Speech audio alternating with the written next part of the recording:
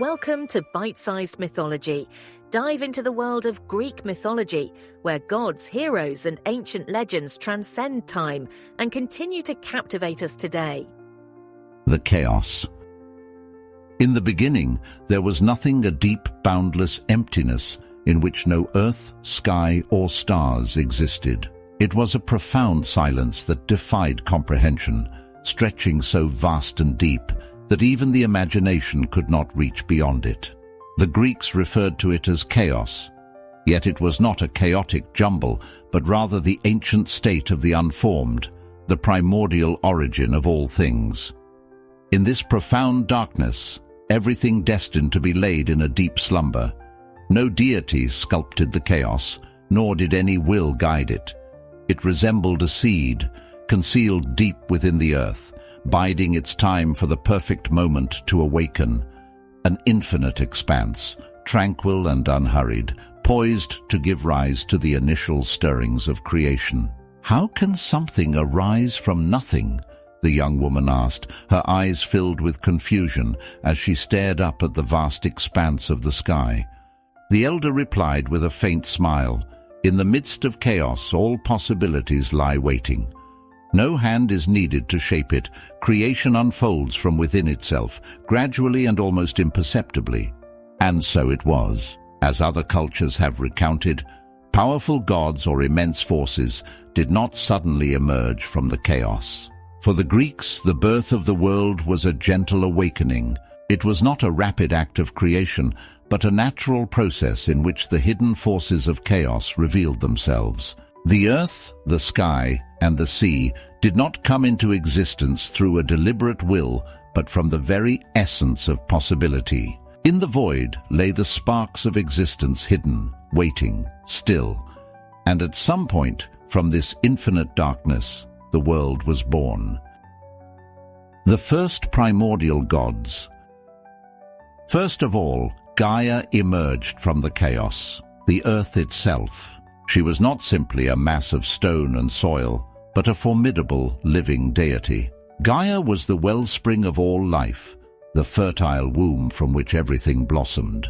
She expanded, reaching out in all directions as mountains, rivers, and valleys came to life within her form. Her skin was the land, her breath the winds that would later sweep across the world. Within her, life pulsed before it took on a tangible shape. With Gaia and Uranus, the sky also arose. High above her, he stretched out an infinite expanse that gently enveloped and safeguarded the earth. Uranus was not merely a distant sovereign of the clouds, but rather intricately linked to Gaia, her eternal companion, watching over her from above while simultaneously holding her close.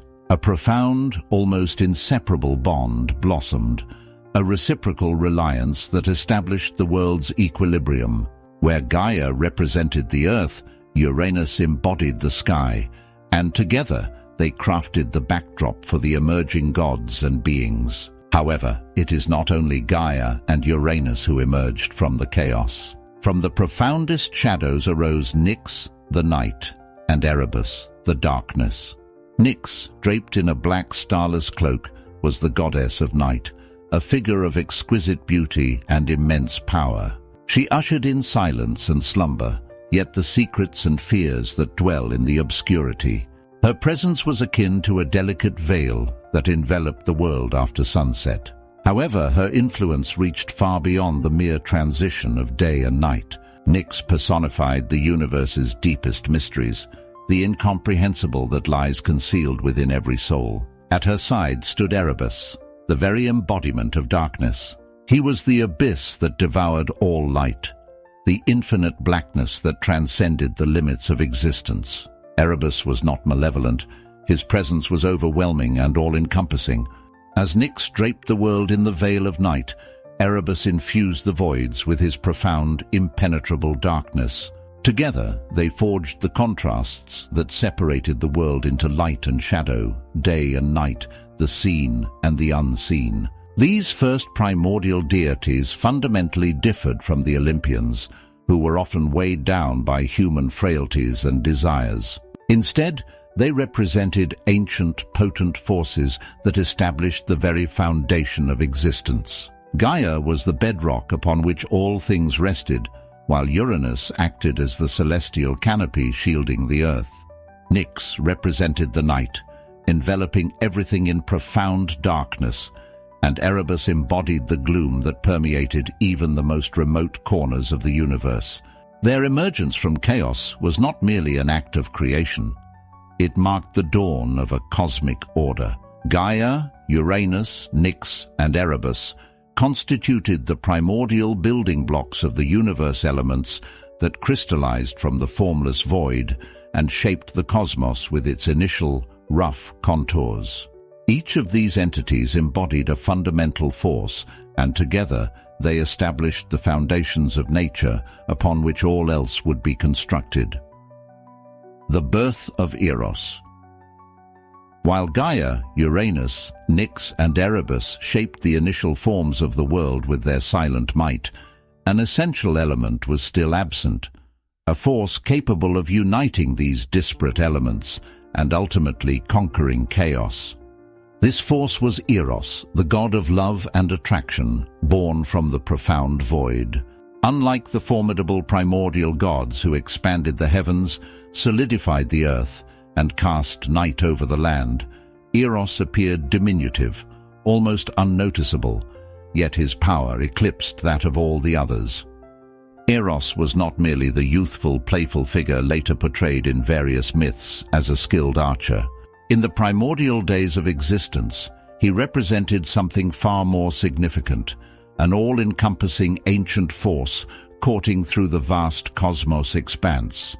He was the initial spark of love that united the elements, the driving impulse that initiated the establishment of order.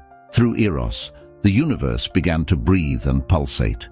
His presence gave rise to life and ignited a profound yearning for connection that harmonized all things. Without Eros, Gaia and Uranus would have remained distinct, unyielding forces. However, a profound attraction blossomed between the heavens and the earth with his arrival. Uranus no longer enveloped Gaia merely as a protective celestial dome, but entered into an intimate and transformative bond with her. This love, born of Eros, enabled life to thrive. Gaia brought forth the first creatures, and Uranus cradled them upon his shoulders in quiet harmony. Yet Eros's influence reached even further. It infiltrated the deepest night, stealthily weaving into the shadows of Nyx and Erebus to unite them. Not even darkness could evade his power. Nyx, the elusive goddess, and Erebus, the all-encompassing darkness, came together under Eros's sway. Additional deities were destined to emerge from their union, forces that would shape the cycle of day and night, life and death. Thus, the cosmos began to breathe and thrive, with the initial structures that Eros entwined, forming the essence of creation. Philosophers and poets regarded Eros not only as a divine entity, but also as the principle that imparted form and structure to chaos. Love, not in a romantic sense but in a universal context, shaped the cosmos. Eros was the force that forged connections from the incompatible, uniting the separated into one. Without him, the world would have remained merely a collection of untouched individual parts. However, through his invisible hand, everything found its rightful place. This ancient love was neither gentle nor tranquil. Eros ignited longing, desire, and the insatiable yearning for unity. Under his influence, not only did the initial connections sparked, but the first conflicts also emerged. For where attraction flourishes, resistance inevitably follows. Gaia and Uranus cherished one another, yet a significant misfortune was destined to arise from this affection. However, that was still a concern for the future. For the time being, the cosmos appeared to resonate in harmony, swayed by Eros. Eros had penetrated the chaos and united the forces, binding the elements of creation together for eternity. However, the first seeds of mischief had already been sown, stirring the initial shadows in the hearts of the gods. For where there is love, pain is never far behind. Thank you for joining us on this journey into Greek mythology. If gods, heroes, and mystical tales still intrigue you, be sure to subscribe and stay tuned for more fascinating stories from the ancient world. See you next time.